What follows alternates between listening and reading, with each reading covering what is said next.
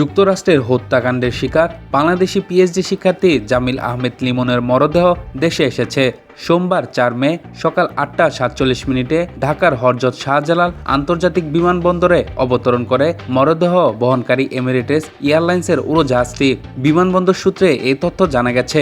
রবিবার ৩ মে এক বিজ্ঞপ্তিতে পররাষ্ট্র মন্ত্রণালয় জানায়, ফ্লোরিডায় অরল্যান্ডো আন্তর্জাতিক বিমানবন্দর থেকে একটি ফ্লাইটে করে শনিবার সন্ধ্যায় লিমনের মরদেহ দেশে পাঠানো হয়েছে। গত ১৬ এপ্রিল যুক্তরাষ্ট্রের ইউনিভার্সিটি অব সাউথ ফ্লোরিডায় অধ্যয়নরত দুই বাংলাদেশি পিএইচডি শিক্ষার্থী লিমন ও নাহিদা সুলতানা বৃষ্টি নিখোঁজ হন। পরদিন তাদের এক বন্ধু বিষয়টি বিশ্ববিদ্যালয় কর্তৃপক্ষকে জানান। প্রসিকিউটরদের প্রতিবেদনে জানানো হয়েছে, লিমনের শরীরে একাধিক ছুরিকাঘাতের চিহ্ন ছিল এবং তাকে বেঁধে রাখা হয়েছিল। মোবাইল ফোনের লোকেশন ও গাড়ির জিপিএস ট্র্যাকিংয়ের মাধ্যমে গত ২৪ এপ্রিল একটি সেতু থেকে লিমনের এবং ২৬ এপ্রিল পাশের একটি জলাশয় থেকে বৃষ্টির মরদেহ উদ্ধার করা হয়। ঘটনার কয়েকদিন পর একটি সোয়াট টিম সন্দেহভাজন হিশাম আবু গারবেকে তার বাবা মায়ের বাসা থেকে গ্রেপ্তার করে। বর্তমানে আদালত তাকে জামিনহীন কারাদণ্ড দিয়েছে।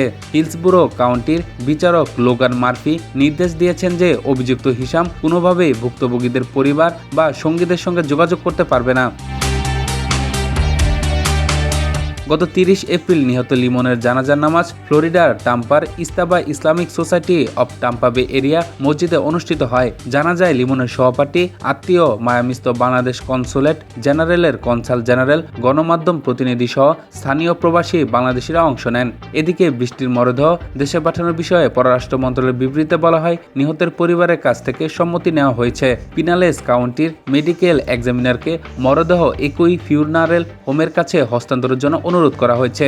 মরদেহটি দ্রুততম সময়ে দেশে পাঠানোর জন্য ওয়াশিংটন ডিসিতে অবস্থিত বাংলাদেশ দূতাবাস ও মায়ামিস্থ বাংলাদেশ কনসালেট জেনারেল একযোগে কাজ করছে।